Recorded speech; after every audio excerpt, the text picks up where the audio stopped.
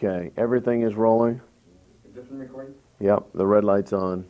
Okay, let's say a word of prayer. Lord Jesus, we're thankful for this day and opportunity to do your service. Lord, you said you should know the truth, and the truth shall make you free. And that's what we're interested in accomplishing here today, in Jesus' name. All right, now one more little technical thing, and it's weird, but it goes like this. 10, 9, 8, 7, 6, 5, 4, 3, 2, 1. All right, Kate, now I'll tell you. What I just did is simply to synchronize the cameras. It's not anything magical. Okay. And it doesn't mean, oh my God, the countdown is here. What we're going to do, we're just going to record a bunch of stuff here, and we can do some more tomorrow. If we forget something today, it doesn't matter. We can put it in. If you think of something in 20 minutes that should have been said right up front, it doesn't matter. Great. We are simply wanting to reduce this down to tape so that it doesn't get lost. Yeah. Okay? Yeah. And the big job lays ahead. That's the editing. Okay? So I want you just to completely relax. There is nothing that can't be done, redone. If we sneeze, if we cough, if, anything can That's be fixed. reassuring. If the ceiling caves in, all we do is clean up the mess and keep going. Okay. So everything here is real laid back. You've got a lot of information, and we want to get this down into a storyline, because I think what you've got here is something that is extremely important for people to know about. Yeah, it is. All right. Let's talk a little bit about you and see now where'd you start out your life? You were born and raised in the country? Yeah, the city? I was raised on a farm. In fact, I live in the same neighborhood in which I grew up. It was my grandfather's farm.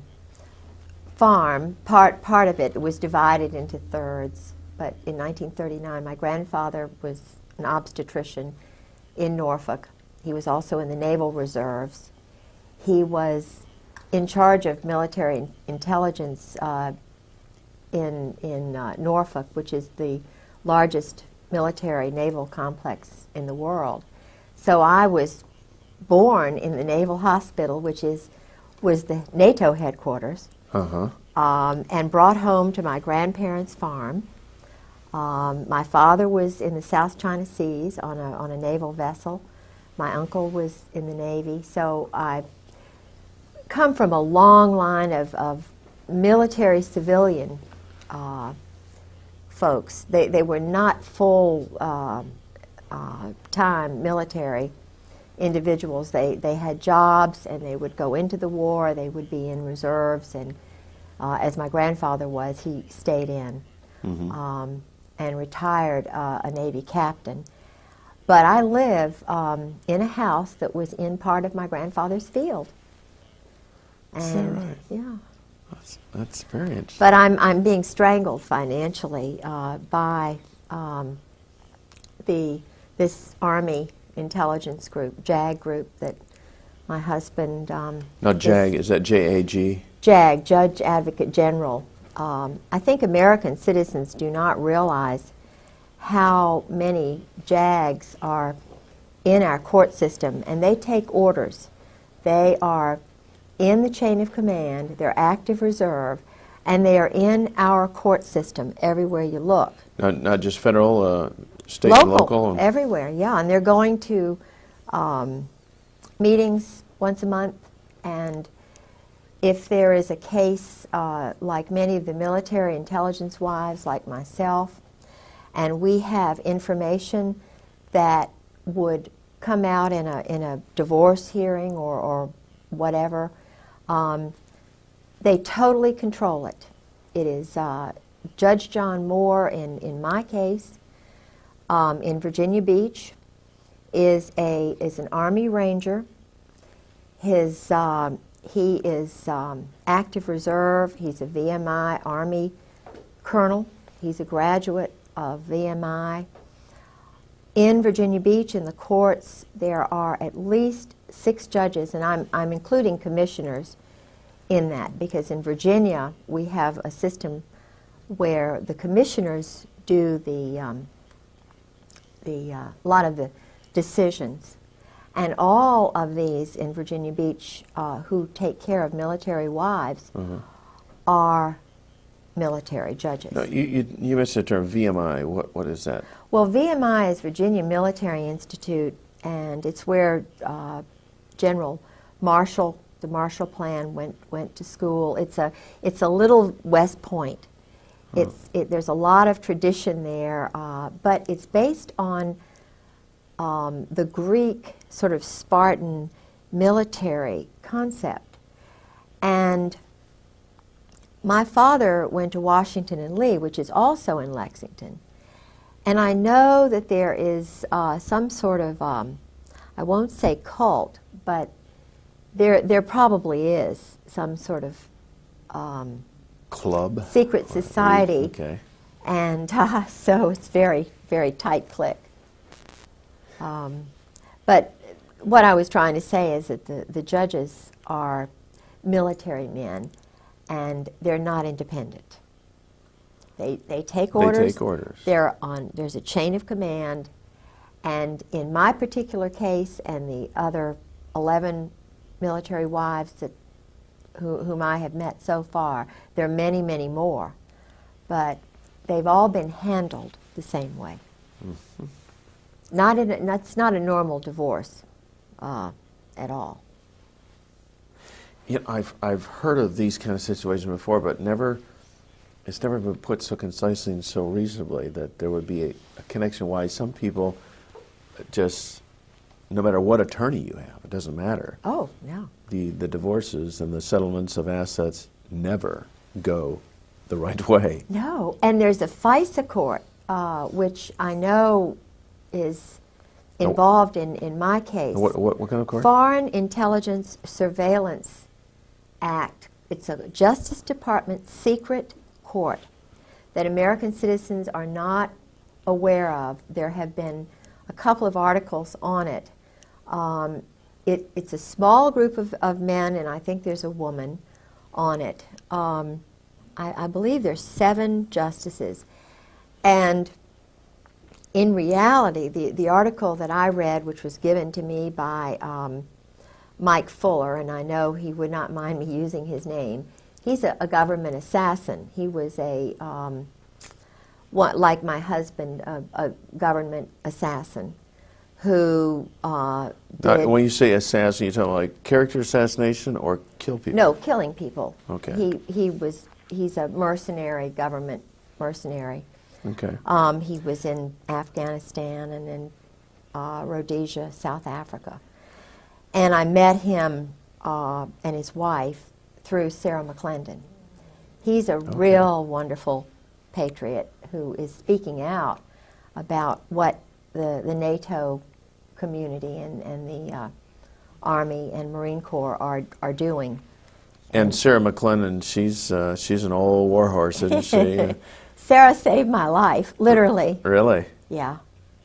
I had been having break-ins starting the night of March the 4th, after I was calling everywhere to see if I could find my husband. He would, disappear at times.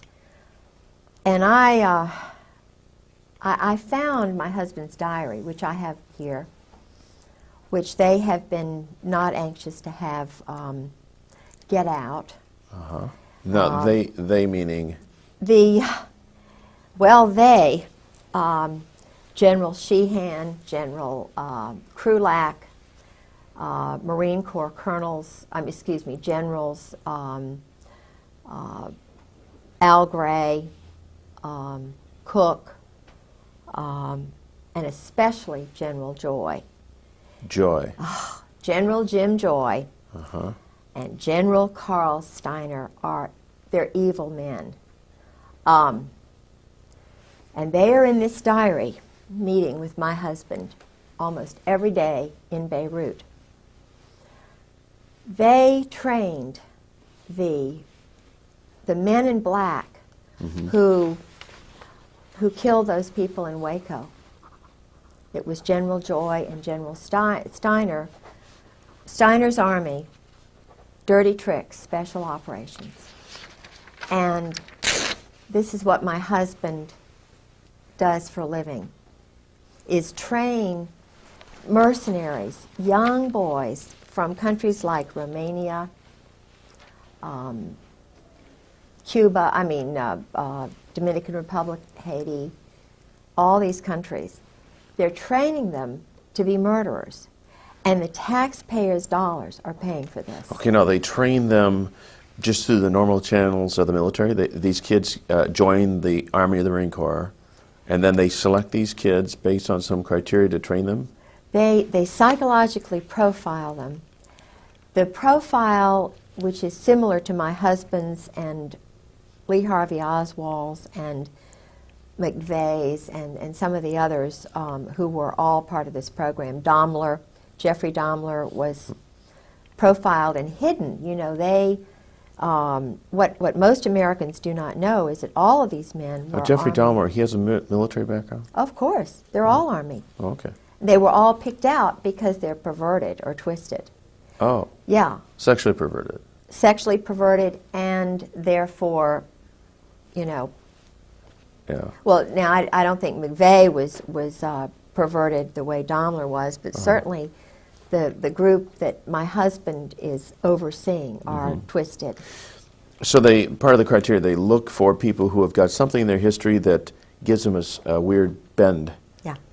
Like they were molested when they were a child, Yeah. or they come from dysfunctional families, abuse, whatever. Strong mother, weak father, no father, poor.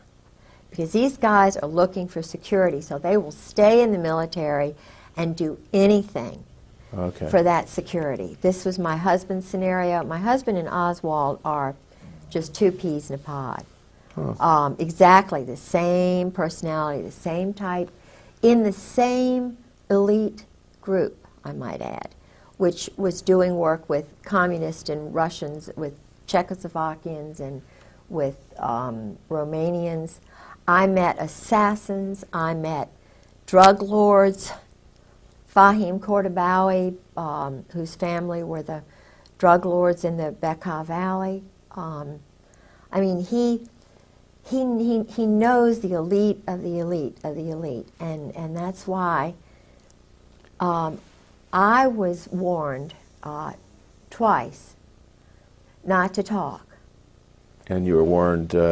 I was told that I would be killed. I was told that Your husband warned you about this, or? Oh, my husband warned me early on in it, but he knew that he loved me in the beginning. I'm sure he really did. But he's a robot, my husband, except when he's drinking. And I think that's why he drank, because the first 3 years of marriage, he was telling me everything. And I come from a very strong Protestant Southern culture, which, you know, when you're talking about shooting people like ducks, the only thing I can relate it to is my brothers going duck hunting, and that's what George would tell me it was like. Killing is just, you know, it's nothing. There's no emotion involved. You just get rid of somebody. And he said he was an existentialist and that these murders were necessary, and, you know, very matter of fact. And I'd sort of go, yep, and we'd be eating dinner, and I was trying to get him to know Christ, you know, to sort of understand a little bit about my background and America's background. But his group they are not Christians. They're what he calls existentialist, and they study German Clausewitz and Nietzsche, Sartre, Camus, Montesquieu. And his thesis at Princeton, which was written for him by a very good friend of his named Todeve, who was a French count, and his thesis was on this. And it was, supposedly it was in French, but my French is better than his. So he could not have written that by himself. I know that. I know it was written for him. But in the intelligence world, and in the communist world, and the world that my husband was in, one had to know French because all of the terrorist trainers and the guys who were funding all the guerrillas and everything were in Paris and New Orleans. They would go back and forth. Still, the 4th Marines is out of New Orleans. And that's been going on a long time, ever since Disraeli, even before, I think. But they had hit squads and, you know, undercover groups in New Orleans. And George would go to New Orleans, all the Marines. I mean, this is where they train, do terrorist training, Lake Pontchartrain and places like that. Okay, and then this would be during the 1980s? Yeah, 1980s. Okay. From the I think New Orleans has been a school for a place where debauchery and murder and cults and flourished. yeah. Well, there's a New Orleans connection with the JF Kennedy assassination. Well, you see, Oswald, my husband and Oswald were in the same club. General Jim Joy is in that club. General Louis Buell, who is my husband's benefactor, or whatever you want to call it, is in that club. There is a, in fact, I've got the name of, there are Russians in that club. Yeah, feel free to grab any reference materials. Yeah. You've got our What I want to tell you about General Al Gray, my husband was the chief of staff for General Al Gray, who was the commandant of the Marine Corps. And I probably shouldn't say this on the tape, and you all can get rid of it, but he's a homosexual. Gray. Gray. Okay. He's what they call a cherry Marine. Now, I'm not anti. I'm trying to find my. I hope I've got it. Yeah, here it is. Now, this Vietnam term cherry Marine, Cherry is that Marine. that's a common phrase in the military? See, the thing is, you know, they're guys and they're girls, and I just came from such a real prudish culture. Yeah. You know. That's fine. You came from a normal culture. And I'm not judging them, but the Vietnam War, I know a lot about that, about the MACSOG program and the Phoenix program, because George was involved with a very important part of that. Not important, really, but he and Al Gray and Louis Buell and Michael O'Boyle and Ollie Whipple were. Do you remember the Manguez and the Pueblo? Was it the seizure of that little ship? Yes. Yeah. This was. It's run by the mob. Then it was a mob military partnership, joint. It was a joint operation in Korea and in Vietnam. The highest levels of the Marine Corps and the Army in those special operations levels, the individuals are actually in the mob. New Jersey. You're talking about the mafia type mob? I'm talking about the Brooklyn, New Jersey mob.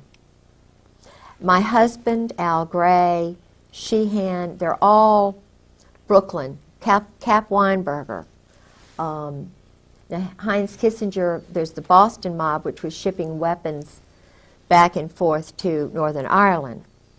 And I don't want to get too deeply involved in that, but it goes, Israel, some of the Zionists who came over from Germany, according to my husband, were, see, he works with those people.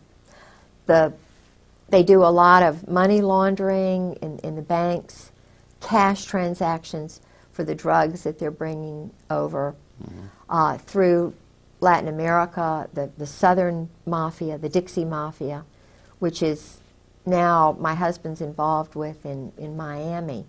The military are all involved once they retire. They're, you know, they go into this drug and secondary weapons sales. And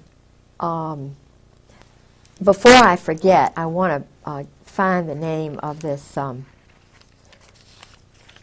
Russian who worked with Al Gray, who was my husband's boss, and trying to see where I wrote it. I may have to look and find that another. It's no trouble at all. How are we doing over there, guys? Sound good? How much time is rolled on the clock? On your clock? You can speak. So 20 minutes. 20? Okay, good. I can't find it right now. I'll find it. Right. The Vietnam was really important because a lot of experiments were done on boys who went over there. Mm-hmm. I had, since my husband disappeared, and since they have been psychologically trying to destroy me, financially trying to destroy me, because I'm telling the truth. His first wife, I know, was murdered. Okay. She was, according to a psychiatrist whose name I probably won't give because he's an honorable man.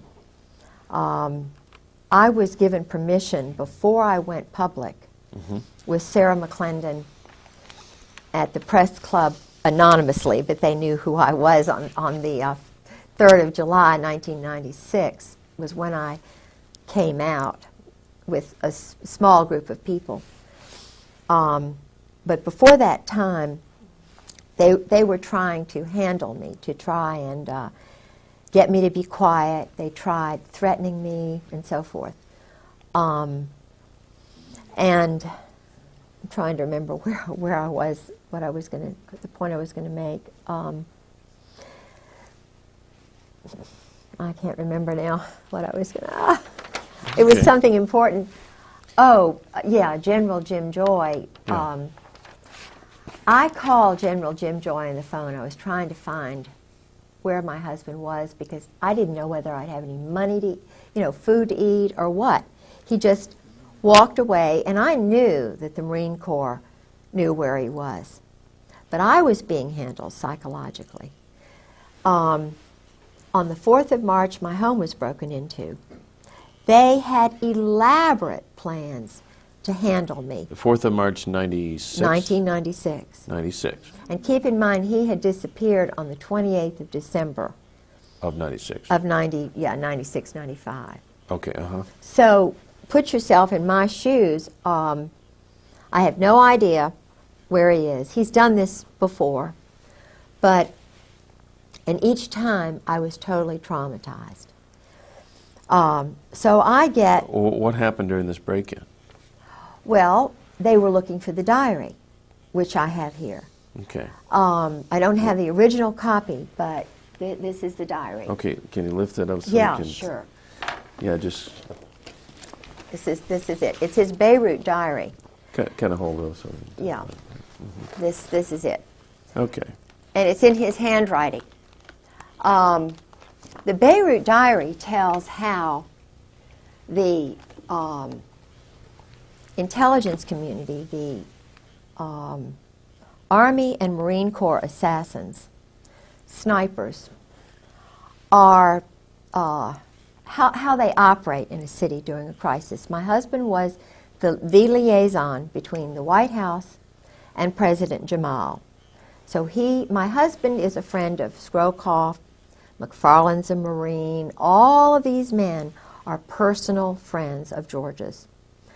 Colby, I spoke with personally on the phone. 2 weeks later, he was murdered. He went to Princeton. My husband knew him. He knew my husband. He told me, Colby told me that... Now this is General Colby? No, this is William Colby, who was head of the CIA. Oh, okay, yes. Who was murdered in a... so-called boating accident. I know exactly how that happened because, you see, the SEAL teams, SEAL Team 6, 4, 6, and 8, are on the East Coast, and then the odd numbers are on the West Coast. And some of the people who are affiliated with the SEALs, I shouldn't say that. I'm not going to say it. But well, it wouldn't be hard for a SEAL to come from underwater and tip the boat over and make sure the man's dead, that sort of thing? the Israelis train with the SEALs. They do a lot of wet ops, murders, over here because of some sort of arrangement. The young boys, I met 3 young assassins on a bus, going up back and forth to Sarah as I went on the bus because they were sabotaging my car so often. So I sat next to 2 young assassins, one from Romania, one from Haiti. And I let them know that I understand, you know, how it is. And this little boy cried. I won't mention which one it was because it may get back to him. But he told me it was the same scenario. His mother, he lives on $850 a month. Now these are mercenaries working. The taxpayers are paying mercenaries. The taxpayers are paying young men who are not citizens of the United States to kill innocent people, women and children. They get on a flight from Norfolk and Oceana. They fly to Stuttgart, and I was told this is what they do. Then they go by a special helicopter to countries like Turkey, like the part of Iraq, to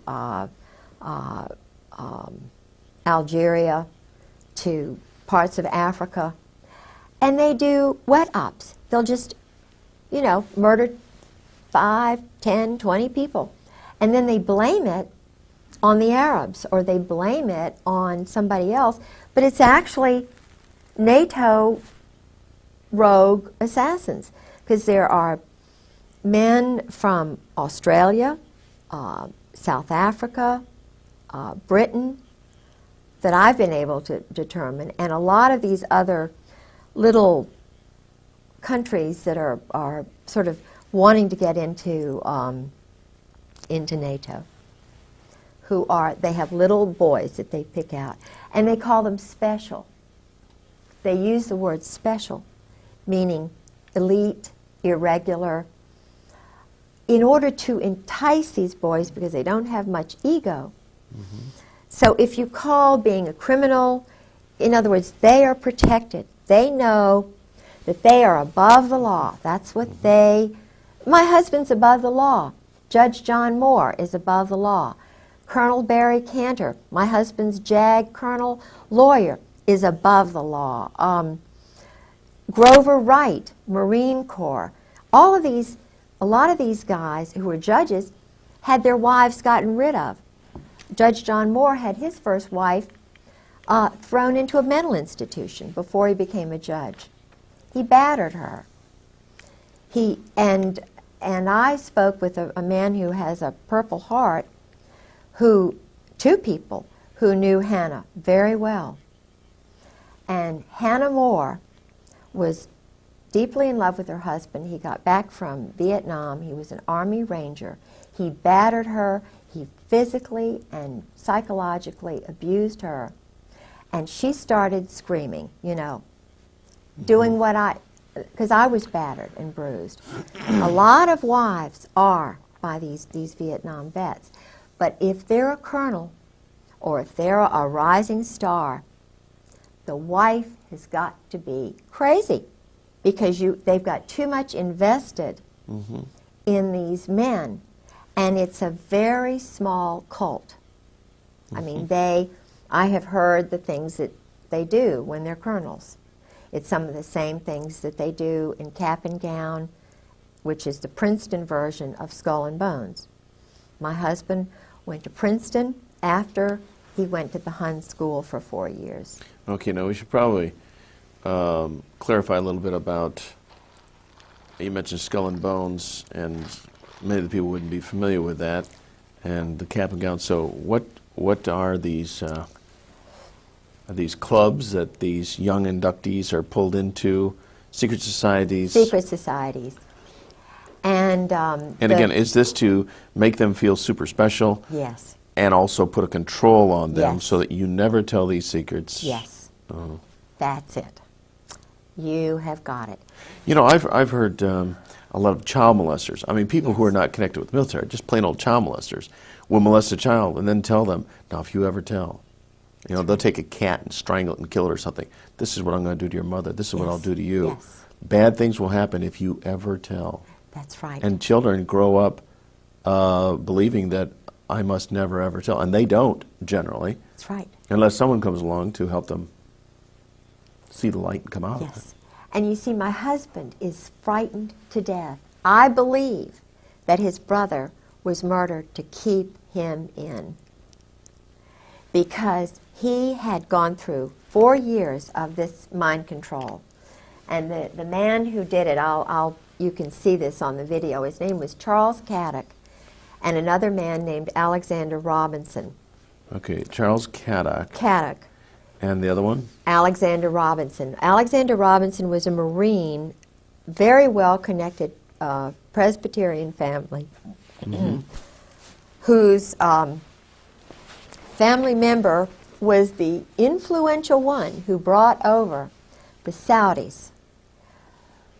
The original Saudi head of Saudi Arabia was George told me all this about Mohammed Faisal, Khalid Faisal, and Saud Faisal, and there were something like 32 brothers of the then in the mid-50s, the ordained, you know, whoever was head of Saudi Arabia. It was actually the United States who chose that person, because the United States, through Charles Caddock and that group, murdered the good one, the one whom everybody liked, who was well educated, and who was normal. In, I believe it was 1952, 1953, 1954, in Paris, the universal Saudi, the well-educated Saudi, was poisoned. And what would his name be? Charles Caddock.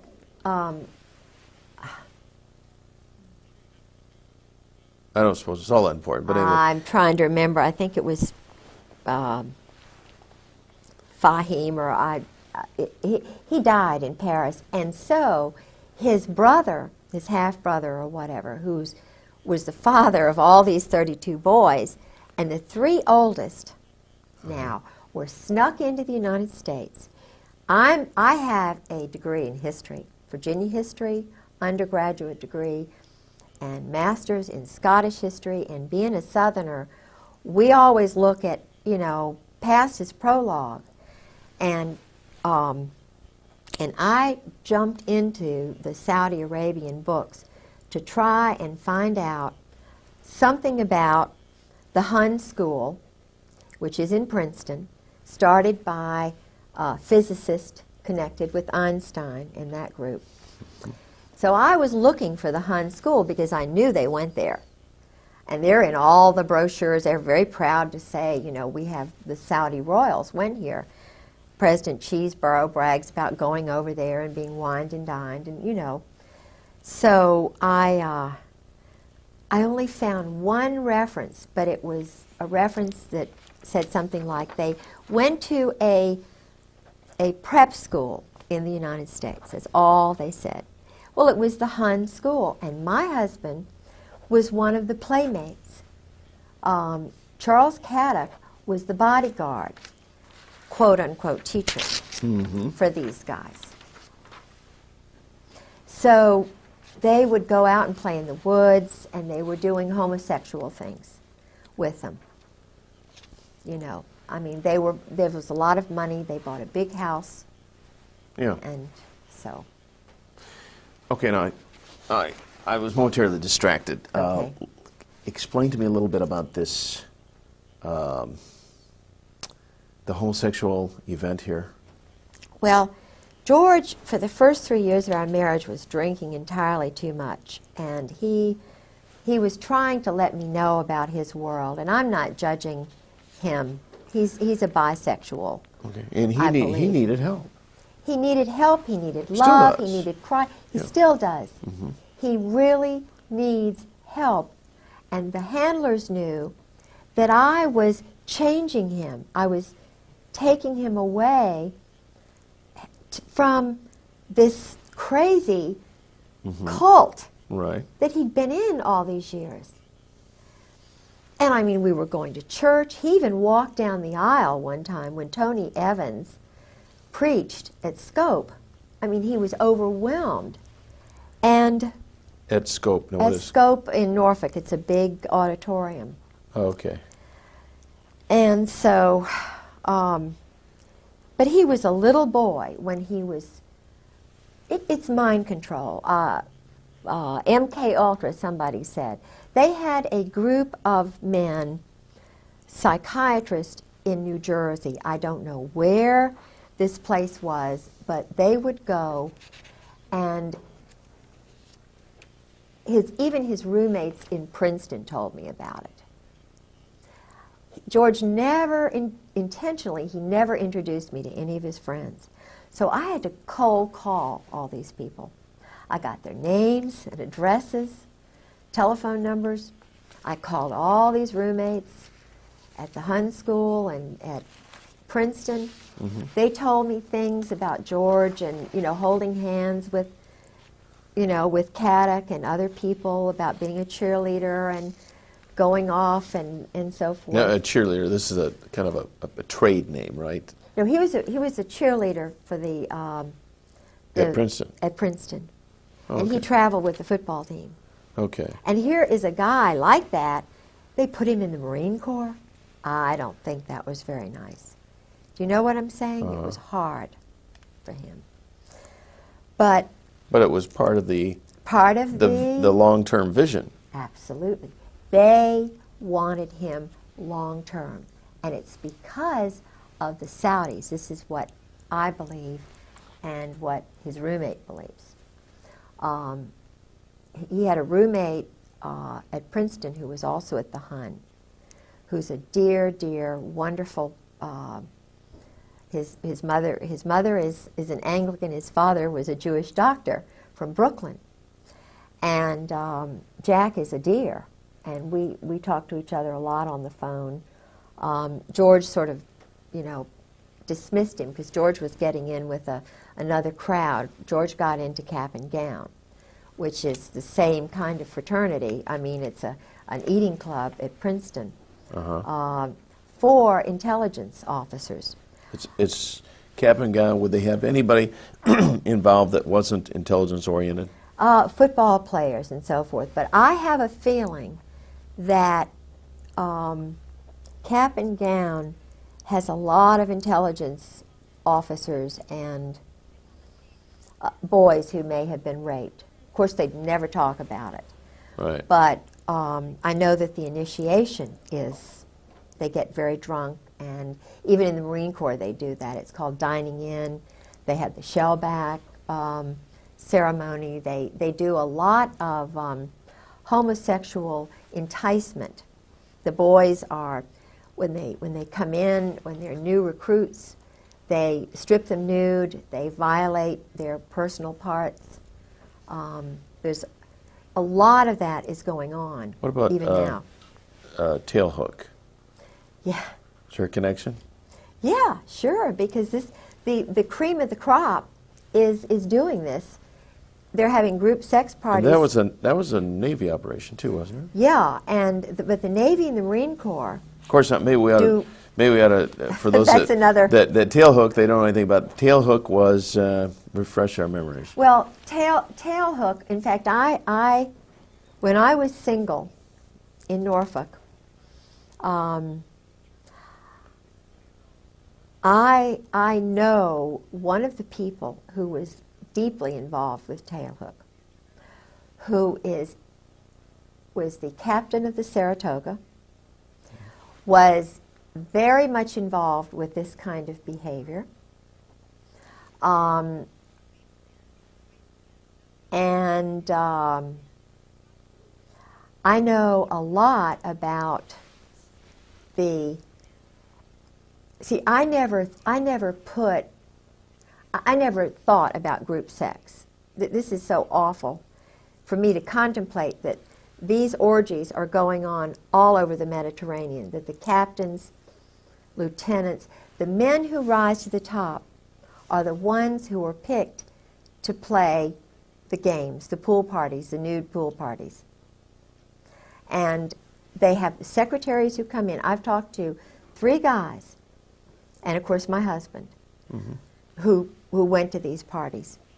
But what they do is, and this is General Al Gray, who was the main prime mover, they would go to a place like Aix-les-Rosé, where Charles Caddock, this teacher who inducted, got my husband into it, he retired in one of these all-male party houses on the Mediterranean. I mean, that's where and my husband kept up with him all through the years.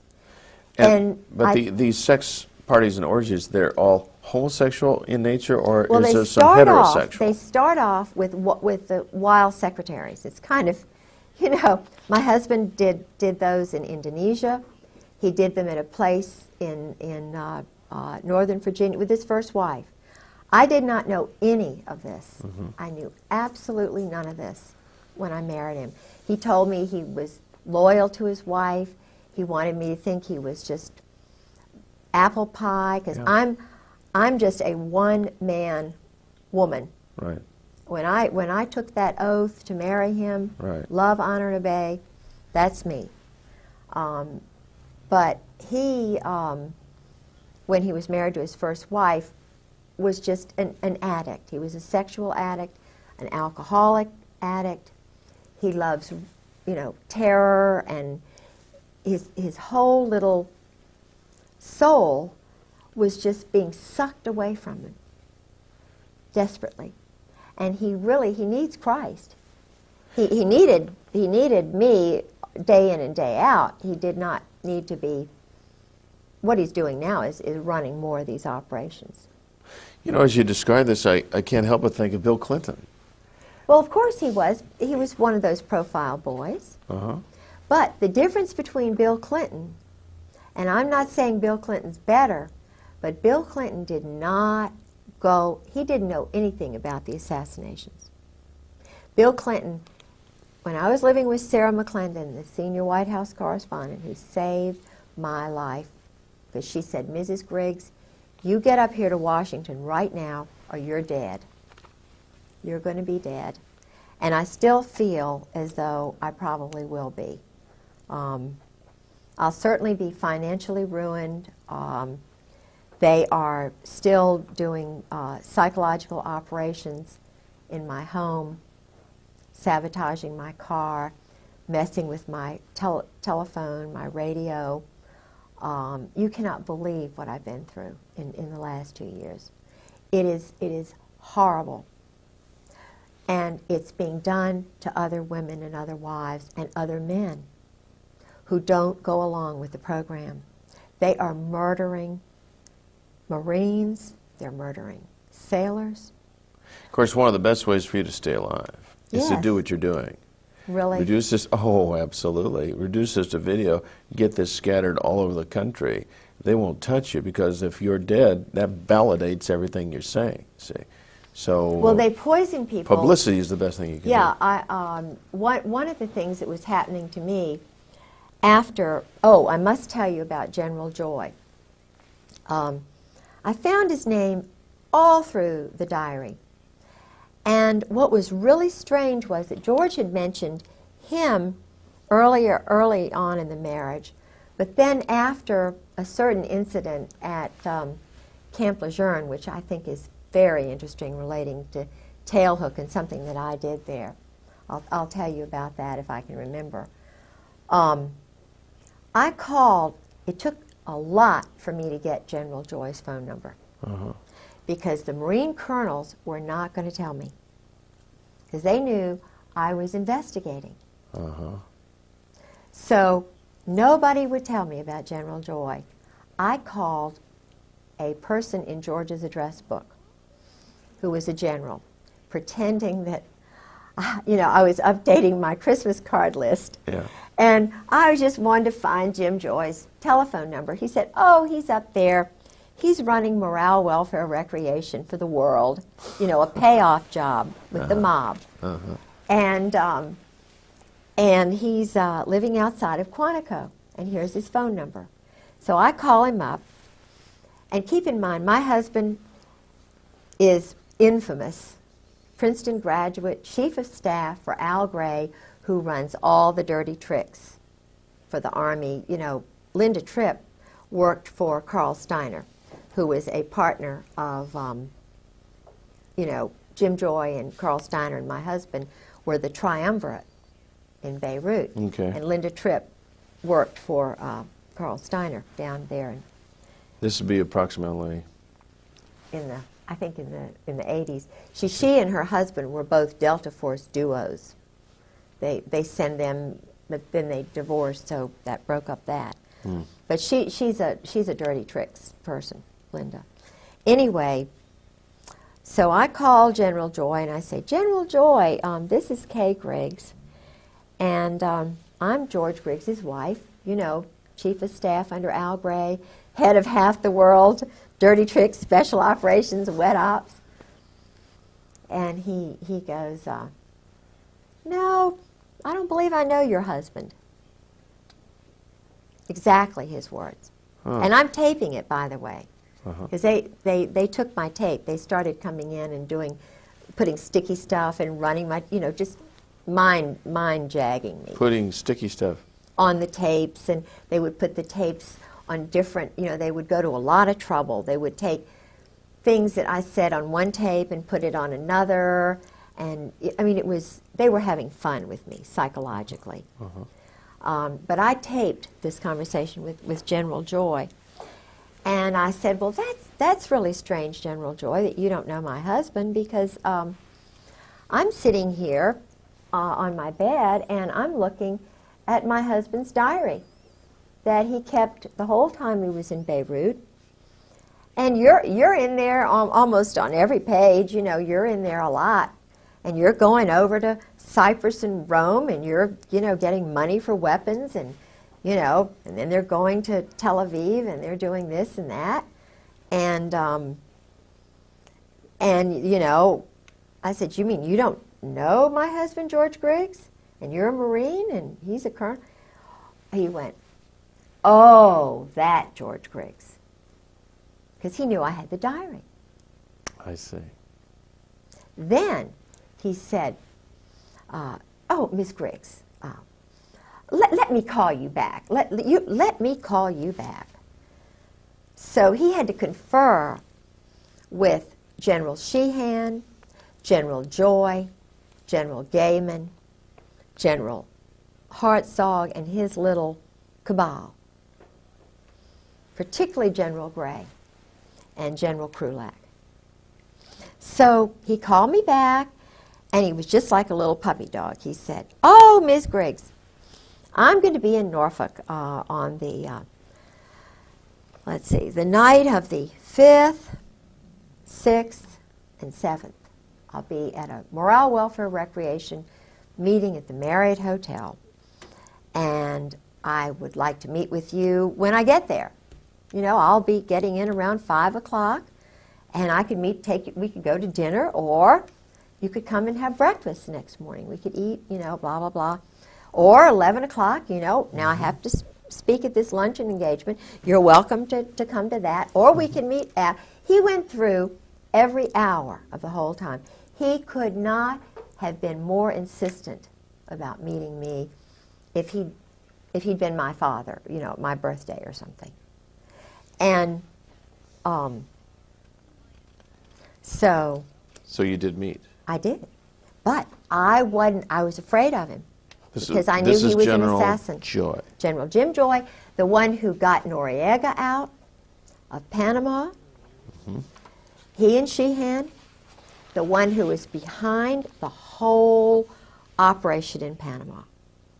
This is a powerful guy. He and Carl Steiner, Mutt and Jeff. Waco, they trained all the guys in Waco who went and did what they did to David Koresh.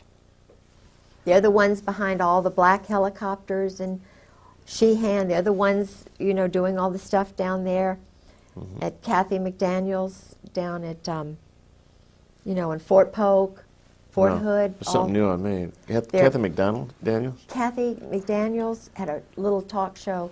She's a wife of the daughter of the mayor down there at Fort Polk. Okay. The little town outside of Fort Polk. And there were a lot of unusual things happening. And because she was talking about it, excuse me, they took her radio show off the air. And they tried to, it's a long story, but anyway, so General Joy, I got in contact with the NCIS. That's Fort Polk in Louisiana. Yeah. Uh-huh. Yeah. But I met with the NCIS guy and a Marine that I just met cold call because I was kind of worried about what would happen to me, you know, meeting him. So may I go to the ladies' room? Certainly. Matter of fact, Steve suggested that we break. I've had to sort of go to the late. That's why I've been sort of antsy. Steve suggests we break at 5 after, and I think it's a good idea. Let's break and we'll pick up right where we're. Right.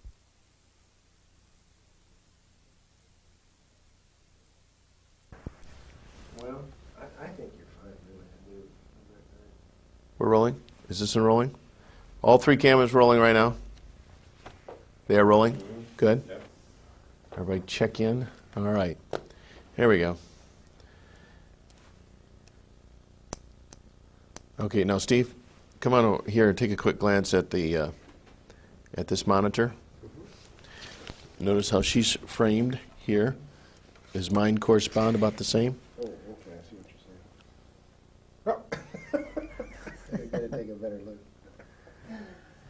Oh.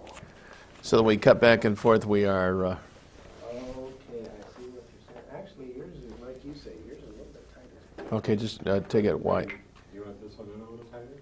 No, no. Okay. Mm-mm. She's just right. I tell you, I have the perfect reference. I can tell now those chairs are giving me a perfect reference. Except that I'm a little bigger than she is, so I may stand a little taller in the chair. Okay. Whoa. Whoa, yeah.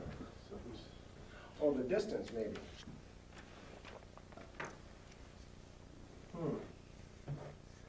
Yeah, let's just, I'm just going to hold what she says. Okay, yeah, we don't have to split hairs over it. Okay, we're rolling. 10, 9, 8, 7, 6, 5, 4, 3, 2, 1. Ignition. We have liftoff. We're rolling. This is part number 2 of this interview. All right. Now, we have discussed just a little bit of a recap here. All right, a little bit about your background, about the psychological profile that these guys look for. Let's see, we've discussed the diary. We've discussed Kaddock and Alexander Robinson. Robinson. Couldn't read my writing. Thank you. And I have a picture of Kaddock. yes, I noted that. We're going to inject that. We'll inject. In fact, we should have a little session here where we just go through pictures at the tail end of this. Yeah. Picture. We discussed tail hook and. You know what tail hook means, don't you? No, what is tail hook? Uh-oh. I got a feeling. Yeah. Is it a homosexual reference? Yeah, sure. Really? Sure.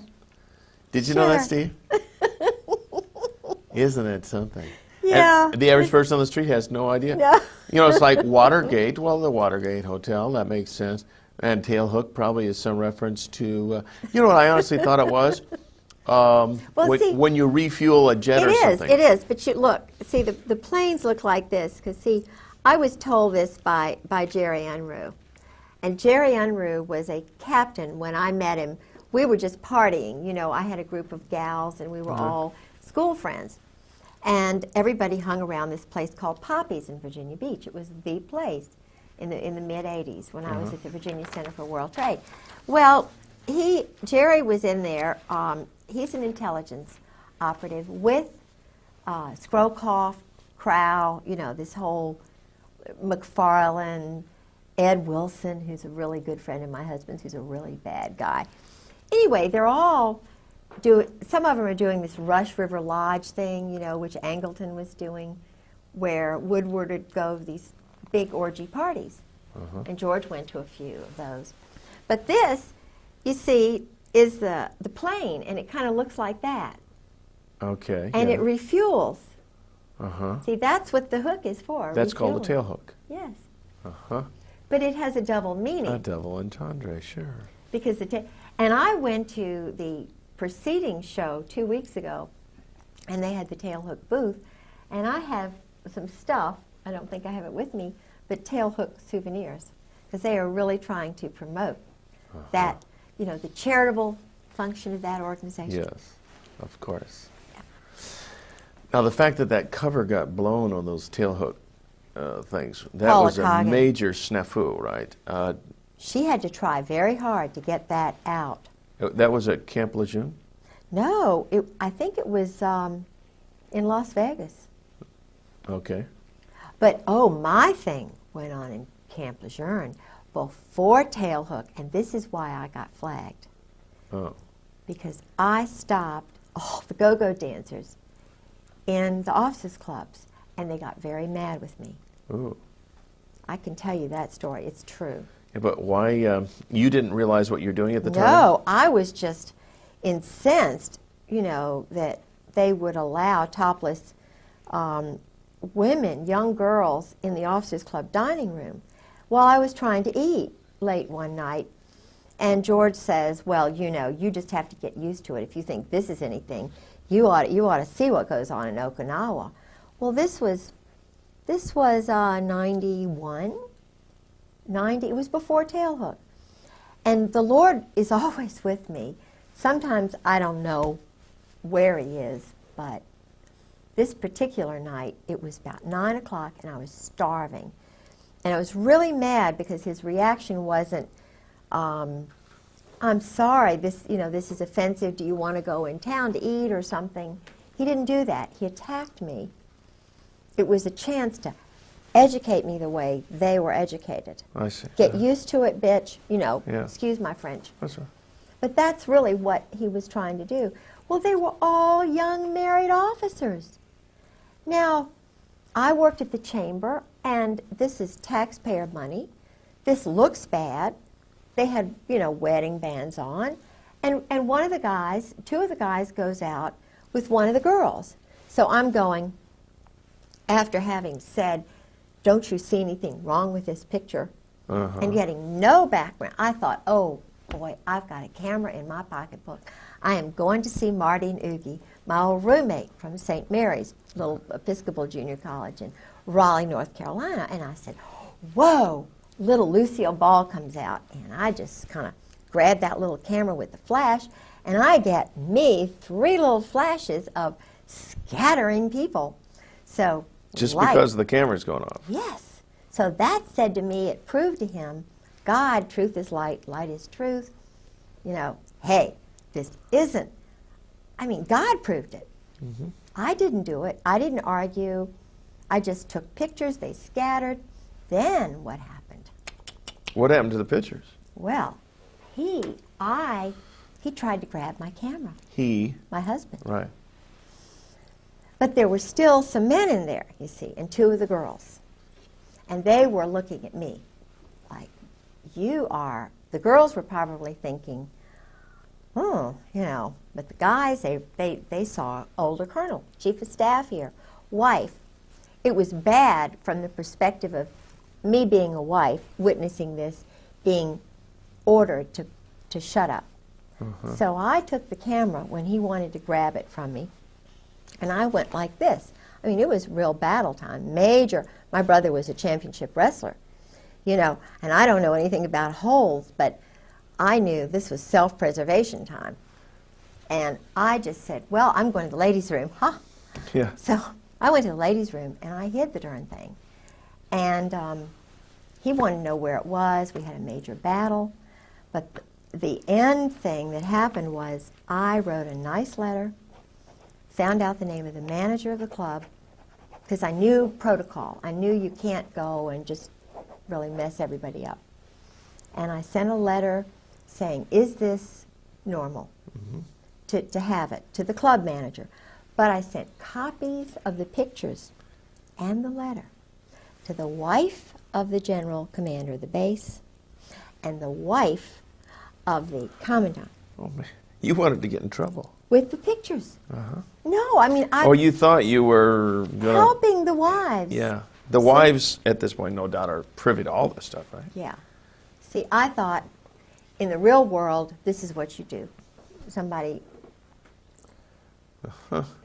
But what happened was I went home, and the wives were meeting there, and I told them what I had done, and Carol and Milla said, oh, no, you didn't do that, did you?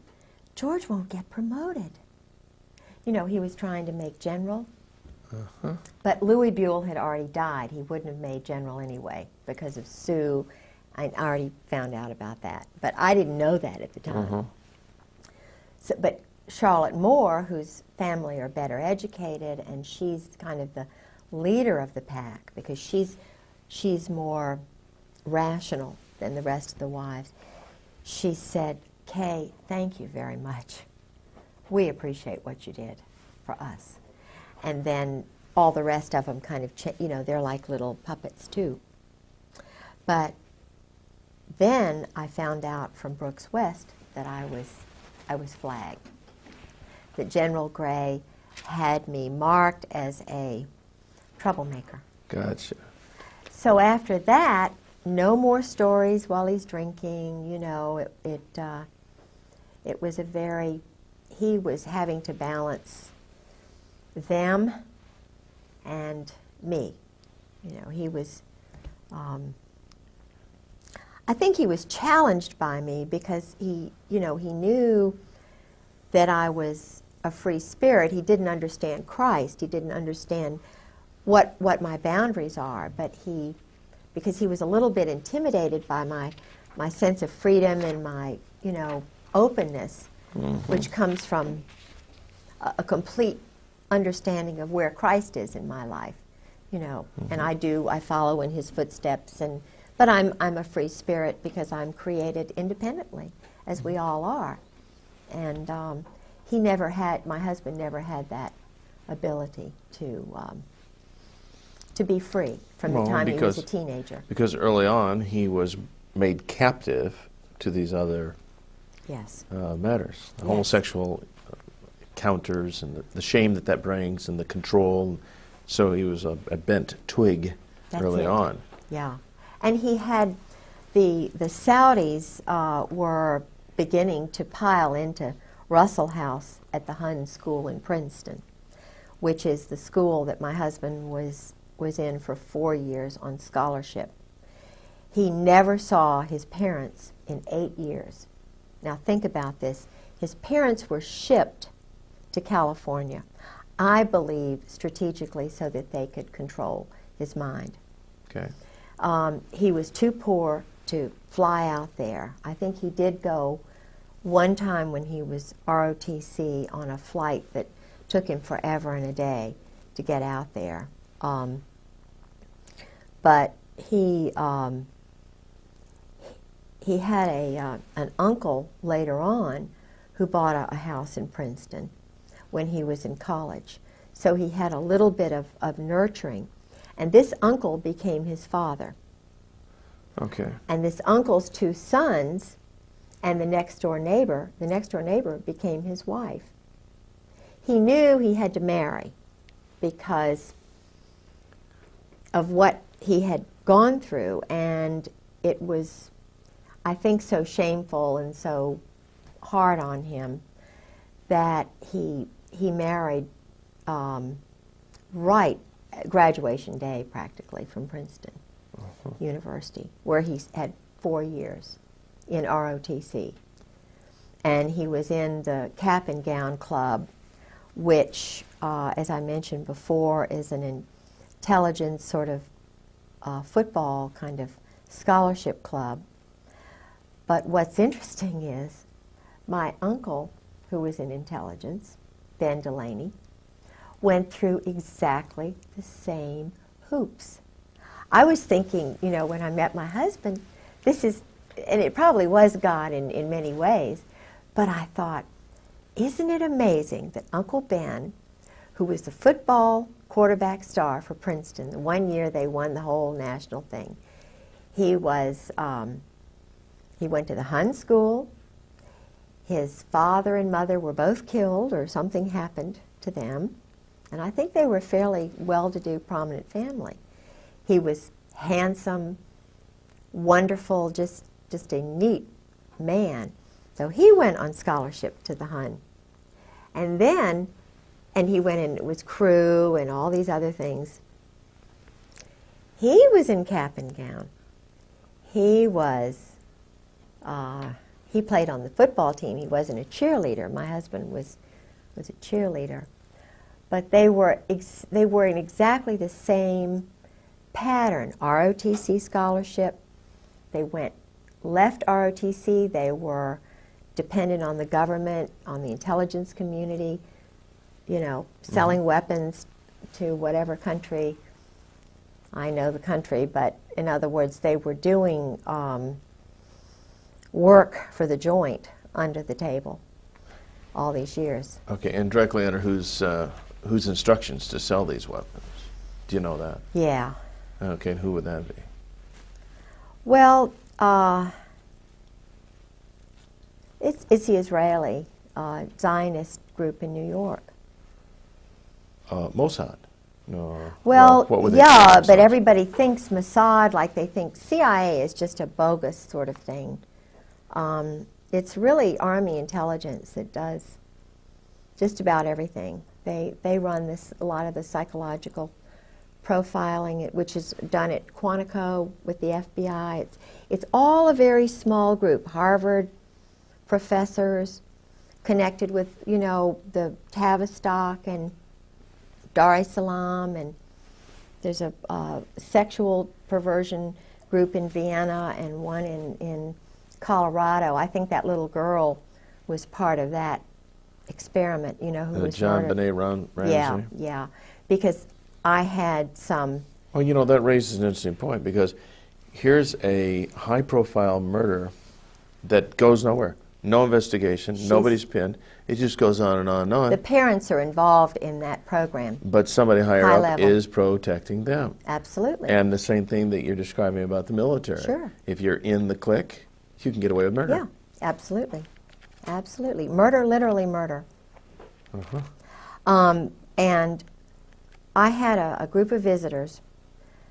I used to be set up by the State Department, my husband, who had power in the State Department through both Caspar Weinberger and, well, his whole crowd. I mean, Caspar Weinberger, George Bush, Colby, Casey.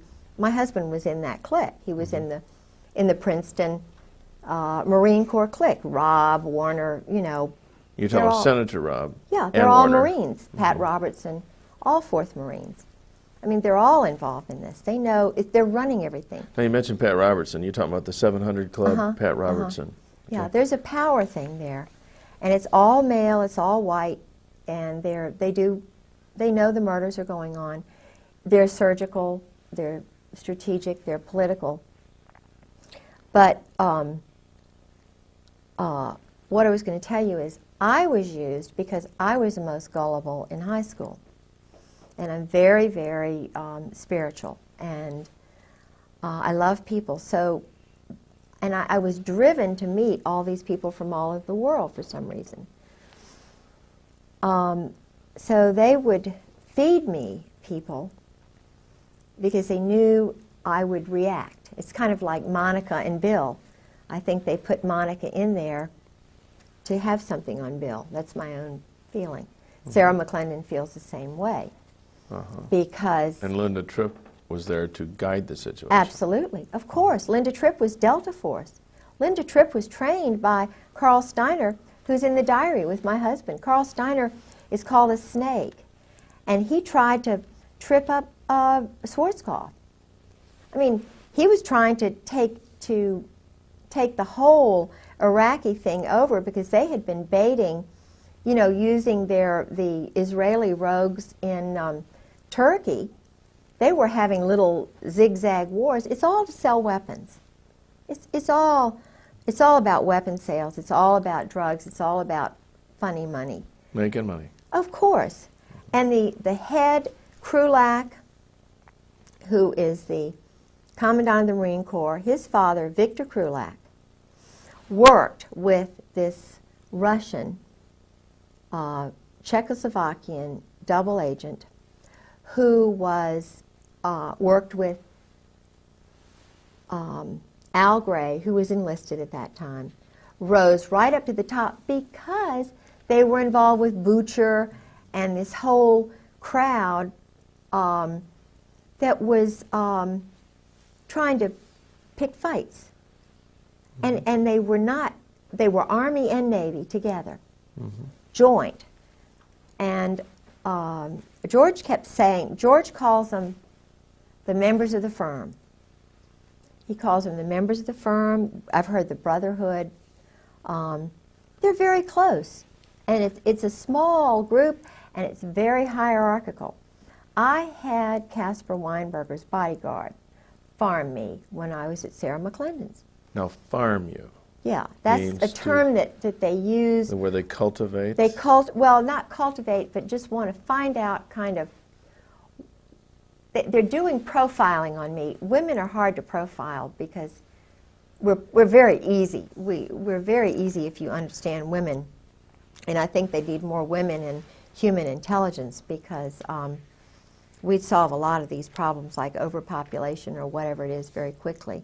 Because we're the ones who teach the men how to talk, how to communicate. We think on 20 levels at once. You know, we're very spiritual, we're very practical, all at the same time.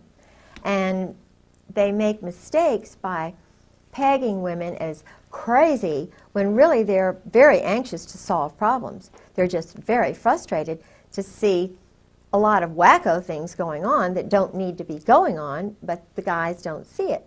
So with my husband and so forth, I was used. They profiled me. They knew I loved international people because I'd already demonstrated that. And there was a group of sexual psychiatrists from Vienna who came over. I have pictures of them. I was their escort. George was already gone, and I was intrigued that they were still sending me people. Okay, now you referred to them as sexual psychologists? Yeah, there's a whole range of psychiatrists who study perversion, sexual perversion. Harvard, Yale, Johns Hopkins, and this Colorado group. Dar es Salaam, where they train the black African terrorists. They train them in interrogation. They train the JAGs in interrogation methods and so forth. And a lot of these guys got their experience in Vietnam. Intentionally, they took these little boys. That's what they're doing in Bosnia right now. They're training future leaders in perversion. They have a school. The British have a school that George was working with in Indonesia for a year. My husband was setting up there was already a program on East Timor, a little place there in the mountains, that had been set up by the Australians during World War II. It was involved, I think, with Burma and, you know, some of the killings that were going on in China and so forth. That T. Parker Host, this man who now controls my husband with Bob Edwards, T. Parker Host, this is how they got together. T. Parker Host, I knew when I was the assistant director of the Virginia Center for World Trade. I was the first woman on the board of the Foreign Commerce Club. I was very involved politically, and I was having a ball. And I met T. Parker Host through someone else. I was the chairman of a board of all these international shippers and brokers. I was just a, sort of a glorified secretary, public relations person. Now, T. Parker Host was the Finnish consul and the, at one time he'd been the Norwegian consul, the Icelandic consul. I thought he was a really nice guy because he was outgoing, he seemed Virginian. I didn't know that much about him. But it turns out he has one shipping agency when I meet him in '85. He knows my husband's profession instantly because he brags about being with the mobs. The mob runs the port of Norfolk. I mean, it's terrible to say, the bankers, and then they have I can't say that. You can't say what? No. The ports are run by, it's a homosexual hierarchy. Okay, it makes, that's not objectionable. Well, okay. And in Norfolk, it's Walter Chrysler, Phil Hornthal, they have the rich ones, and then they get the little ones in by introducing them to the big guys. It's like George met Einstein. Einstein was in that little ring that the Saudis were in. It was a very elite. No, Camus, you're saying Einstein?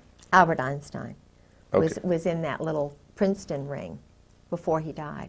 Okay. George, they partied together.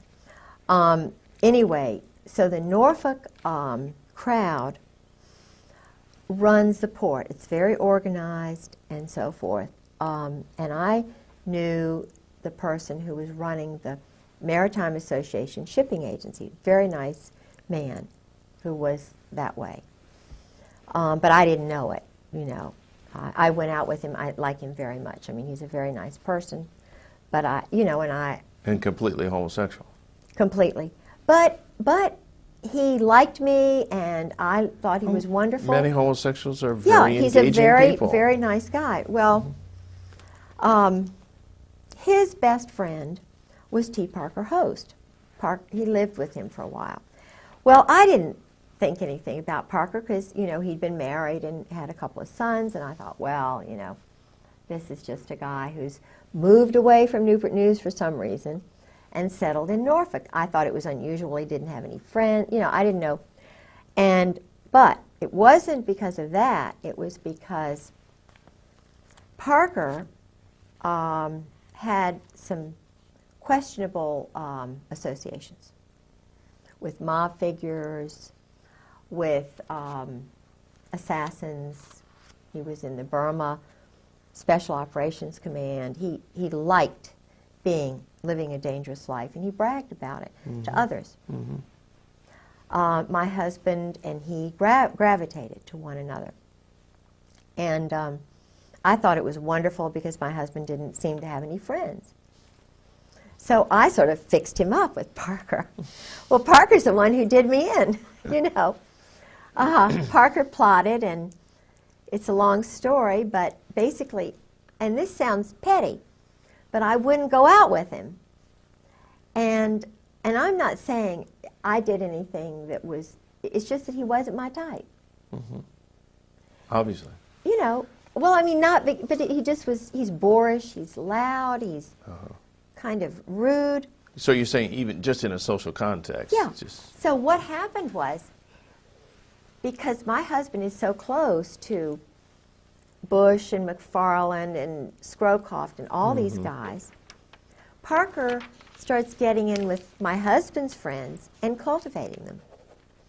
And he goes from having one shipping agency to dotted all over the place. He goes from being a Democrat in petty little Virginia politics and being the Icelandic Finnish consul to having big shipping deals going through Iceland and Finland. and Norway. And my husband's setting up deals in Moss, Norway, which I was the president of the Sister City Association. I was being used while they were setting up, you know, shipment places, transshipment places. I mean, I was witnessing all of this, and it all came back to me, just boom, like that. But Parker, it was so interesting. We had a hearing. I had a hearing with my husband. That very day, George Bush was in town. My husband was in town. My home was broken into while I was in court. Very strategically, I was called by a Marine colonel named Jack, who is very involved with the maritime shipping business, and he knew that I know a lot about that. He called me and invited me as a guest of his to attend the George Bush huge banquet with John Warner while my house was being robbed. My car was sabotaged that day. And guess who introduced George Bush? T. Parker Host. Now, he made it to the big time. You know, Alexander Haig is another one. You can help yourself to any coffee or Thank anything you. out there. Yeah, he's a friend. Alexander Haig, he rose from nothing to top dog just overnight. That's because he's in the club. Oh, of course he's in the club. Now, how he's in the club, you see. Now, all these guys. Heinz Kissinger. Oh, I have a story. Oh, we all suspect Henry's a queer. Oh, but, yeah, I have a first-hand story from Bob, who was there in Cambodia with Heinz. Okay, you call him Heinz. Henry. Yeah, okay. Heinz. His real name is Heinz Kissinger. Okay. We'll straighten up. We got a light that fell down, boys. Did you notice that? We got to be alert to notice all these little things. And that's very hot, by the way. Haig was an army. Just a second. Let's get this straight here, because that is a hot light, and you'll burn your fingers if you don't touch it. By the way, as long as we're kind of in an unofficial break here, did you have to read my note while I was writing it? See just part of it. When I was writing it? Or only when I held it up? When you held it up over here, Okay. I made an adjustment. Well, I was starting to write. I wrote, widen her a bit. And then I looked up. Well, lo and behold, he's done it. So I thought, well, maybe he could read this over my shoulder. That's cool. And then... Oh, you saw it and interpreted. I've seen you. Good. You could read it from here? Oh, that's cute. This is, oh, y'all are wonderful. What a team. And What then... a team you are. You could... Thank you? Yeah. Yeah, okay. Actually, all you got to do, if you write it, just tip up a little bit, I'll... Okay. Because the thing of it, when she's illustrating something and using her hands, well then seize on that and open it up so that we don't lose the lower part of her hands. You know, not far enough down to where, you know, strategically we get out of focus, but just, that's cool. All right. We're back, and this is good. Let's go back to... See, we want to talk about Henry Kissinger, but also I introduced the idea about George Bush. 3, 2, 1. Now, so George Bush, I mean, all these people rise up through the ranks, the same club. Right. No wonder, you know, I saw a little TV clip one time where a reporter was asking George Bush and others about the Order of the Skull and Bones. All these guys were shocked that somebody even mentioned the term, and they just would not discuss it at all. Right. And the reporter said, I understand that as part of the oath you don't discuss it. And George just flat out said, it's just not to be discussed. And that was the end of the subject. Now, that's because, I mean, if this really got out, that these guys are all inducted because they've got some kind of homosexual thing on them. Indoctrination. I mean, or induction. They have to do that. Yeah. They do that. Yeah. Even in if a coffin. And it's even now coming into the military totally. The chiefs do that. They put them in the coffin. They do the bowling ball trick. Okay, you're going to explain this. What happens when you get in the coffin? Why do you get in a coffin? Oh, they get, when you get your eagles, that's a German thing. Okay. You know, it's what the German high command did, and most of them, you know, had the boyfriends and stuff, the Krupps and all of that. It is a German thing that they say goes back to Greece, and it's all the male Marine-looking men that they do it with. See? So now the chiefs have to do that. What they do is they get, George said it's like a zoo. They get everybody really drunk, and they sometimes call it dining in. Shellback is another time that they do it. Not everybody does it, but the ones who do it, if they're young, they get right up to the top. It's a Okay, well, what actually do they do? They've got a coffin. They get anal inside this. sex. Oh, that they do. They put them in the coffin and they do things. Okay, they perform things Yeah, on each other. yeah. While they're all around there going drunk and. I see. So there's a guy in the coffin. Yeah, and he's the one who Is the recipient of all the acts. right, right. Yeah. Probably safe to conclude these are oral sex acts on this guy or something like yeah, that. yeah. Okay. Oral and anal, whatever. Yeah. But But what's the significance of the coffin? I don't know. I mean, it's the mystique But- about the skull But and bones what's and death. interesting is now the young SEALs, Delta Force, the ones who go from Army to BUDS, the BUDS training SEALs, Buds BUDS is the emerging SEAL group, Oh, I see. They're budding SEALs. budding SEALs. I see. And they have to break into houses. Their training exercise is to break into civilians' houses For practice. for practice. They broke into my house. When George and I were first married, I had many underwear. You know, this is terrible to say, but lingerie. I had lots of, I didn't buy much, but it all disappeared.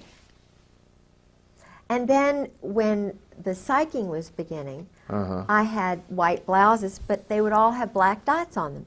I'd say, George, here's another blouse with a black dot. And it was just a little message? This was somebody's message, Or I would, after George left, it was batteries in a drawer.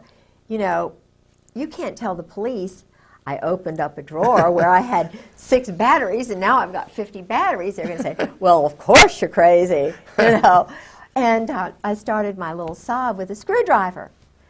And, I was always looking around for screwdrivers. Well, one day I come home and there are about 12 screwdrivers on the table, neatly placed.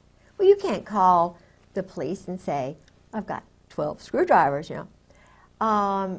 You can't tell people that you've got black dots on all your white blouses. Your shoes are disappearing. And then, this is really, I called the police the first break-in, which was the night of March the 4th, the night before I went to see General Joy at the Marriott. Yeah.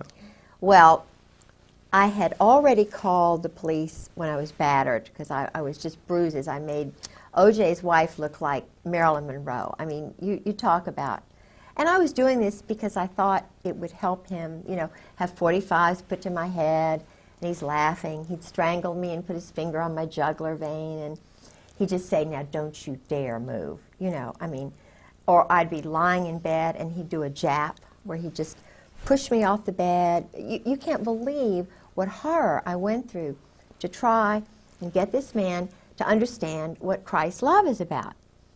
People say, oh, well, you should have left. Well, I took my marriage vows seriously. I knew he was injured psychologically by the war, by whatever he was made to do. So, I'm fine. I just sacrificed a lot. I was in a big wrestling match with a crazy guy, But I still love the little boy within. He's very troubled. But anyway, I called the police after a number of little break-ins. And guess what? The policeman they sent was a little short guy with a short haircut whose name was Shorty Satterwhite. Okay. And Shorty Satterwhite was saying, oh, now, Miss Griggs, now you're just making this up. Now, Miss Griggs, this is you're just traumatized. Your husband's gone, blah, blah, blah. I found out he was a 20-year Marine. Okay. And not only that, but but there's another part of his life. But that's okay. I mean, he's a nice guy. But he was a Marine. And he takes orders. Of course he does. He's still reserve. So I think, okay, I'll call the FBI. You know, I'll let them know what's going on. I heard about the FISA court and that they, you know, because I'm talking about William Colby, maybe they think I'm a threat because I know all these international people. So I'm just going to call them and tell them what's going on. So I call Torrance, who's the head of the FBI, and he's too busy, you know, too busy. So he sends this guy, Dan McNally, out.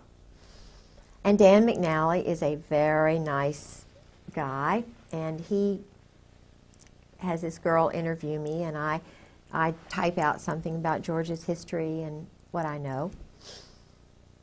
Guess who else is a 20-year Marine? Dan McNally. Mm-hmm.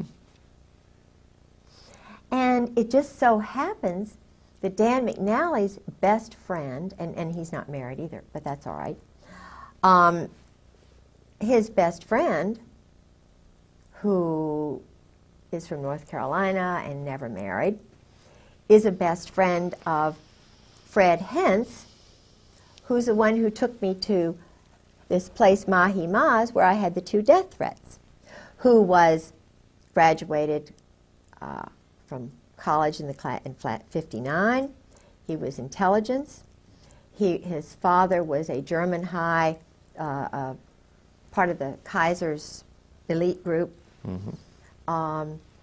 He was NATO colonel, which I thought was pretty neat, and that's why they knew the profile. Kay likes NATO people because she's going to learn a little bit about another culture, you know. And I'm not saying that because his family were high command, but he was also an existentialist. And okay, and again, for our viewers that may not know the term existentialist, you mean? An existentialist, according to my husband, which he is one, Fred Hentz, all of these people are existentialists. They believe in doing whatever it takes. It doesn't matter what the law says. Mm-hmm. They will do anything necessary to get what they want politically, okay, and economically and whatever. In other words, killing a leader, killing 5 people, killing 20 people, according to George, is a lot better than war. This is the way they rationalize it.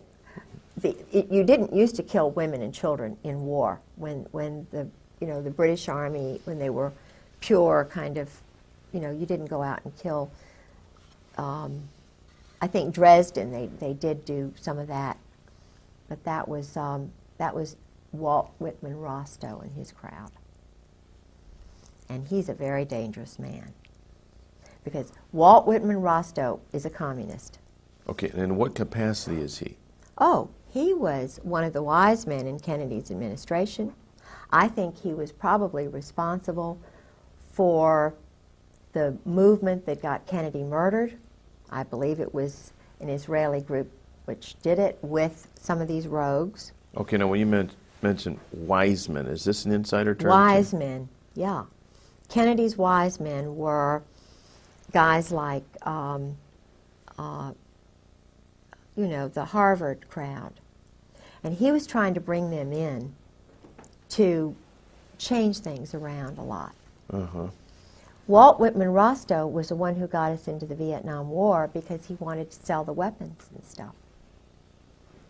He and Victor Krulak, who is the present commandant's father, Krulak was his lackey.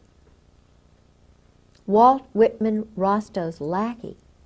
Walt Whitman Rostow went with Taylor, General Taylor, and wrote the report that got us into the Vietnam War. And all the time that the Pentagon was saying, no, no, no, no, he was a cheerleader for the weapons sales. He and Henry Kissinger, Heinz. Mm-hmm. He and Henry. Walt Whitman Rostow, Eugene Debs Rostow, these were communists, named for communists. Eugene Debs Rostow, and it's either his son or his other brother runs the big Boston mob, the port there. His name is Nicholas Rostow, with the Weld, with William Weld. They've done all that drug business in Mexico for years. They had that Russian, the one who was murdered by the assassin, Ramon. He was a competitor, Stalin's competitor, and he escaped. Very famous Tolstoy. Okay. Mm-hmm. Tolstoy became a Christian at the end, and you can't become a Christian. That's a death warrant. So they killed Tolstoy because he was becoming too, I think, now I don't know the whole story. There's probably a lot more to it, and maybe I see completely the wrong picture there. But Tolstoy was murdered by this same Parisian, Spanish, Czechoslovakian, Georgian, Russian group, Okay. which are all part of the former Abwehr. All right. We've got to stop. Tolstoy is not the correct name. I know who you're talking about, but I can't think of it. Tolstoy is a writer. A what? He's a writer. He's a Russian writer. But the guy you're thinking of was murdered in Mexico. Yeah. It's not Tolstoy. Okay. What was his name? Nice little Jewish boy. Good. Mm-hmm. It's a good point to bring this up, because if we can correct that name, and don't go that wide. When I'm talking about going wide, I'm not talking about going anywhere near that wide, because we got all this junk over here we don't want in the picture. Are you sure it That wasn't is Tolstoy? I think plenty it for- was. He's a writer. That's just plain for. I know he's a writer. Sorry about that. This It's I okay. know. This It's guy okay. was- You're was learning. the right-hand man of Lenin, and he defected and went to Mexico. Right. He went to Mexico and murdered him. I think it was Tolstoy. It could be two Tolstoys. No, Tolstoys. Tolstoy is a very famous author. You're not thinking of Trotsky. Oh, yes, you're right. A. Oh, got it. Let's correct that. Oh, thank you. Bravo. We're getting close. Bravo. You were doing Close. so well, and I thought we can't use this because it's the wrong name, and it's going to discredit Good, the whole story. good. And I'm You're sorry good, about Okay. that. good. All right. Trotsky. Well, let's back up. Okay. We have 5 minutes to go. Okay. We can easily do that. That is on this tape. I'll tell you what, We have more time than this, but Let's on do this the tape. next tape, and in the next 5 minutes, tell us what Max Sog means, because you mentioned it earlier. Okay. But I still don't know what it means. But let's get Trotsky in this piece right now while we're thinking about this. Okay. So let's pick this up with. You were saying about. We were talking about the wise men. We were talking about the Rostos and. William Weld in Mexico and the involvement of the Mexican government. And it's not Tolstoy, it's Trotsky. Okay, hold on a second. Won't even necessarily mention that, because that will be completely clipped and edited. So just go ahead and tell the whole story, but use the name Trotsky. All right. Okay, so Yeah. go ahead. The, Here we go. This group, which was run out of Paris, is still being run out of Paris, this revolutionary terrorist group, which is controlling these Marines and Army Steiner's group. They all operate together. The man who started all of this program during Vietnam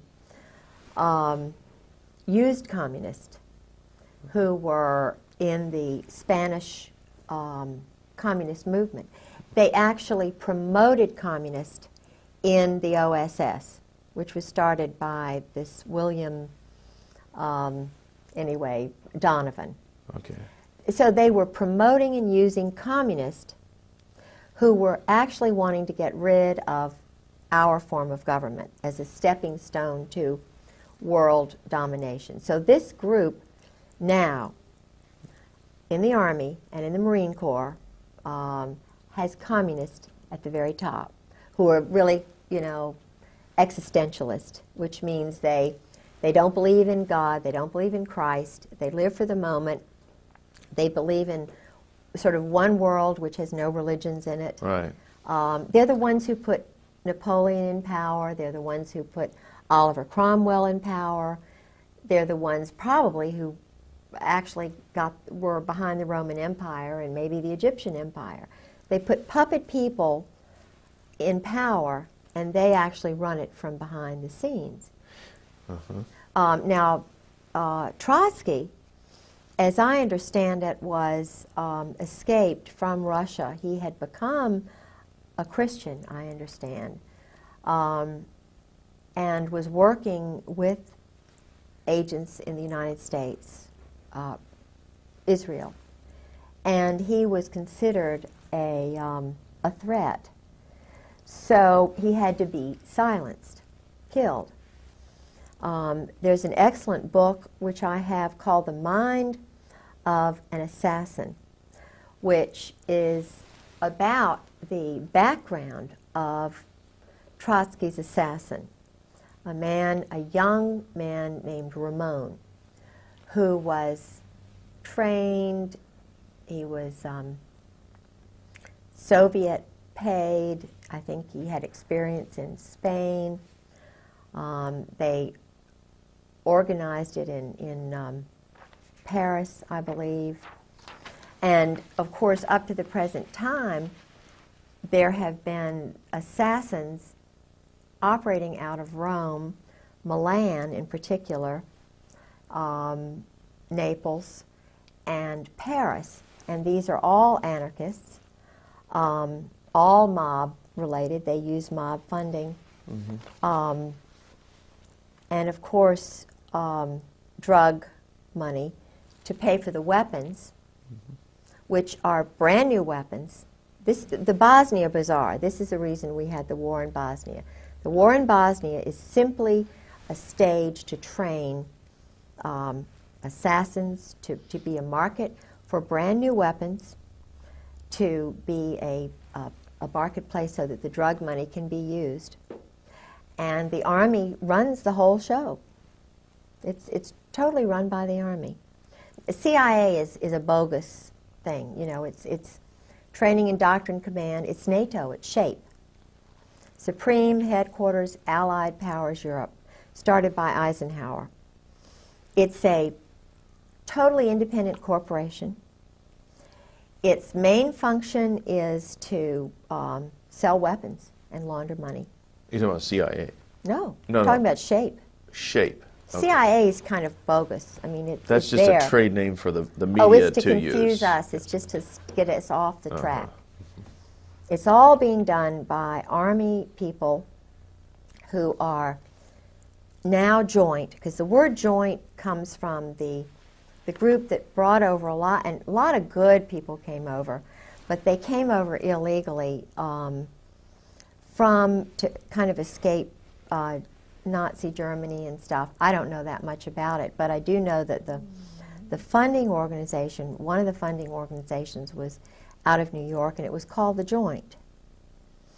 And Meyer Lansky, see, our mob, the organized crime, the Jewish Kabbalist group, who don't believe in God, really. Well, they do. They look at God as a Kabbalah kind of thing, and the opposite of good is bad, and they have to get rid of all the good people and kill them, and then, you know, I mean, they really do this. They're killing people who are good on purpose, and they get brownie points with their little cult. But this funding group in New York, they would pay for passports which were illegal, and in fact, my grandfather was involved with that. That's how I know so much about it, because my grandfather was told to keep silent and not to tell anybody, but of course he told my grandmother, and my grandmother told me, and I've told my children. Everybody knows they brought in probably more than 200,000 Nazi soldiers and SS and, you know, wacko scientists and psychologists, and all of them, most of them, had the German disease, you know, because it was their culture. The German disease? Yeah, the German disease is what the Pink Triangle boys were. Colonel Ron Ray writes about this. He's a Marine colonel who's a Christian who's writing about the Cherry Marines, the homosexuality in the group sex orgies and so forth. which brought down the German government because Naples, which is where all of the Navy is doing their playing. I mean, today in Naples, these orgies are going on. It was where Krupp, the weapons manufacturer, used to take the German high command, and they would go into the Isle, on the Isle of Capri, into the Blue Grotto. And they would have big orchestras, and they'd bring in little boys, little Italian boys, who would be raped. They'd give them trinkets. And, of course, the mothers gradually found out, and just like me, it was one thing when there was just one of me. Now there are a lot more of us wives who are talking and telling truth. And it took those Italian women went to newspapers in Italy, they wouldn't listen. But when they went to the wives of these guys in Germany, it brought it all out. It brought the German government down because they were duplicitous in it, you know. But what they were doing was pedophilia. They were raping, bringing in little boys. They involved the Catholic priests, you know, who were bringing in all. Anyway, so, but what happened was this whole group came over to the United States. And they, it's an old culture, but it is the reason there are a lot of things going on with children these days. Mm-hmm. And it explains why it's all being covered up, because if you've got police officers who are playing these games and they're going in the woods like to, what is this place where, I mean, even Eisenhower played these games. Even Mike Kemp out in, it's called the Hermitage. The Hermitage. In California, where they all run, they get drunk and they run around nude in the woods and stuff. Bohemian Grove kind of That's thing. it, Bohemian Grove. Okay. Rather than Hermitage, it's the Bohemian, Bohemian Grove. Grove, that's the name of it. Uh-huh. My brain's tired. That's okay. And the one in, there was a big one in Washington called Rush River Lodge, where they used to all go, and there are lots of places now. But the problem, as I see it, is that I think they're trying to destroy America and the basic Protestant Christian culture, because where you have a militaristic society, which is where the rules are only for those people, and keep in mind that Meyer Lansky and Luciano, Lucky Luciano, and the other man, they chose to go to Italy. Luciano went to Milan. He wasn't banished to Naples and Milan. The two top mob families went there because of the weapons industry. They're selling weapons. I mean, that's what the military is doing.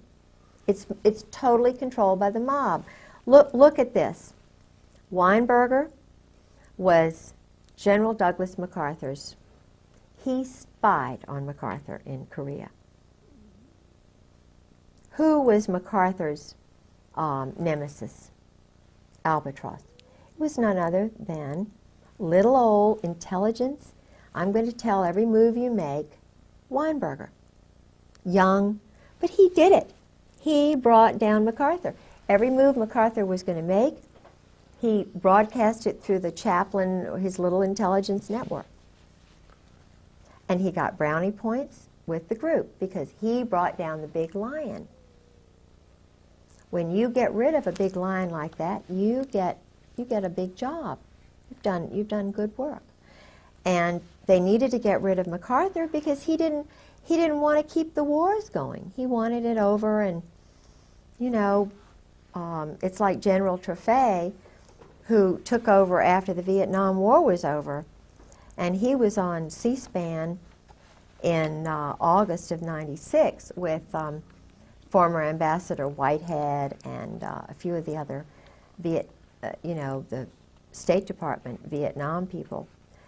And General Trefay, he he had been holding this in for years. He was on C-SPAN.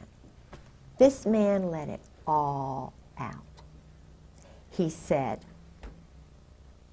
I took over at the end of the Vietnam War. I was in control, right? Big general charge. So I say, cut off the shipment of weapons. So I tell the Pentagon, cut off the shipment of weapons. He said, I got a phone call from Henry Kissinger saying the weapons are going to continue at the wartime rate. Sure. Now, that's when all this stuff with China started. It started before then, because already the communist agents, the New York, Brooklyn, New Jersey mob, were already training Mao. Mao was trained in Paris. So was, you know, the one in Cambodia. What's his name? I can't think of his name. The one who was Pol Pot. Yeah. They were homosexually, bless their little hearts, by priests. They were wonderful little boys sent there, you know, turned, which is the word, you know, when they believe their mothers and then all of a sudden the world's horrible and then they have these wonderful friends who are going to make them leaders. Yeah. They're turned psychologically, and it's a pattern. And so this is why it's so important to know what they are doing to innocent little boys in the Army and the Marine Corps today. Why? Why are they having them go together in groups and strip nude when they're brand new inductees? Uh-huh. Why do they do certain things in public, in front of the group? And Well, they even do that during the pre-induction physical? Yes. I mean, And they also had the doctor. that's why I didn't want to go in the Army. I knew there was something. Yeah. But they also turn around the other way after doing that. The other way, and they're upside down. And they do this anally. Uh-huh. Now, why do they do that in public? Why are the urinals all out in public, you know, without separate stalls? Yeah. If they're not promoting this. And then why is it that the ones who are this way rise up faster than the ones who don't? Because there's someone there noticing Yeah, sure. those Sure. who are Vulnerable. vulnerable. I was going to say rising, but that wouldn't be quite They're appropriate. called rising stars. Rising stars. Rising, that's the word the State Department uses for those who are controlled. And when I was volunteering with the State Department as an escort in Virginia, I had this group called, I thought it up myself, VIVA, Virginia International Visitors Association. And I tried so hard to get to be a part of the State Department family. But you know, I'm a Christian, see, I'm a Protestant Christian, and they don't want Christians in there. My goodness. You know, I would have guests and I would let them know I was a Christian and that I love them and Virginia's a wonderful place. And Yeah. But I couldn't be a part of that. No. They sent me people, but you know, I never was a part of it, even though I had lots and lots of dignitaries.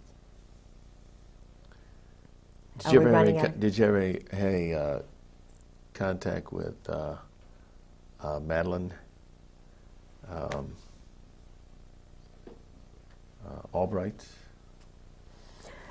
No, I lived with Sarah McClendon for about 6 months. Mm-hmm. And Sarah is a Democrat. See, I was a Republican all these years. I was married for 21 years to a Democratic governor's grandson. It was an arranged marriage, and so I knew a lot of the high-level Democrats who were really sort of conservative. It's hard, you know, in Virginia, they're very conservative.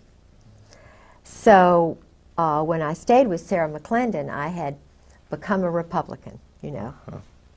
And Sarah told me a lot of the things that were going on in the White House from her insider perspective. which totally challenged my perspective on everything. You know, Ron Brown was murdered, for example. Sure. Vince Foster was murdered. Forstall was murdered. Tell you what, we're gonna break right here. Okay. Because we're just about out of tape, I think, on this in here. This would be a good place to pick up, though. Ron Brown, Vince Foster. I think Foster had a Marine Corps background. Is that possible? I think so. He may have. I bet he did. That would fit right in. Yeah. Oh, yes. Oh, yes, that would fit right in. Because Nussbaum's office was right across the hall. Okay, we can pop these tapes out, actually. Okay. And we're fresh with brand new tapes, the number 2 ones. Let's take a nice little break. All right.